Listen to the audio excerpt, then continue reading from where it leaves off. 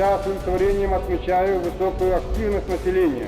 В обсуждении проекта новой Конституции приняло участие свыше 3 миллионов человек, которые внесли более 18 тысяч предложений и замечаний.